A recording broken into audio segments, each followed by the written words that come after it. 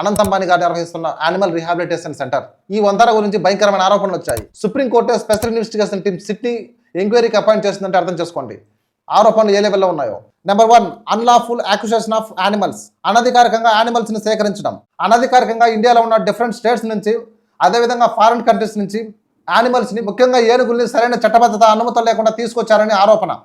ఇది wild life protection act 1972 and అంతర్జాతీయ ఒప్పందం CITES నిబంధనలకు విరుద్ధం. ఇది చాలా బలమైన ఆరోపణ. కొన్ని ఏనుగులను ఇండియాలో ఉన్న దేవాలయాల నుంచి, ఇతర ప్రైవేట్ వ్యక్తుల దగ్గర నుంచి వాళ్ళని బెదిరించి మరి అవి తీసుకొచ్చారని, ఇంకొద్దిగా ఎక్స్టెండ్కి అవసరమైతే మ్యాన్ హ్యాండ్లింగ్ కూడా చేసి తీసుకొచ్చారని ఆరోపణ. Number 2, మిస్ట్రీట్మెంట్ of animals. యానిమల్స్ ని టేక్ కేర్ చేయడంలో లోపాలు ఉన్నాయని, అంటే యానిమల్స్ కి సరిగ్గా వైద్య సేవలు అందించడం లేదని. మోర్ ఓవర్, వంతారా జామ్నగర్ లో ఉన్న Reliance Industries refined oil company కోతవేడు దూరంలో ఉండడం, ఆ కంపెనీ నుంచి విడుదలైన పొగ, ఇతర వ్యర్థాలు వంతరలోకి వెళ్తుండడం, తద్వారా అందులో ఉన్న యానిమల్స్ తీవ్రంగా ఇబ్బంది పడతాయని. ఫర్ ఎగ్జాంపుల్, కొన్ని స్పీసీస్ యానిమల్స్ కి చల్లని ప్రదేశాల్లో మాత్రమే బ్రతకగలవు. కానీ అట్మాస్ఫియర్ వేడిగా ఉండే జామ్నగర్ లో కొన్ని స్పీసీస్ యానిమల్స్ సర్వే అవ్వలేవని, దానివల్ల అవి ప్రమాదంలో పడే అవకాశాలు ఉన్నట్టు, వాటి ఆరోగ్యంపై ప్రతికూల ప్రభావాలు పడే అవకాశం ఉందని ఆందోళన వ్యక్తం చేస్తున్నారు. కింద సబ్స్క్రైబ్ బటన్ నొక్కి పెట్టేసుకోండి.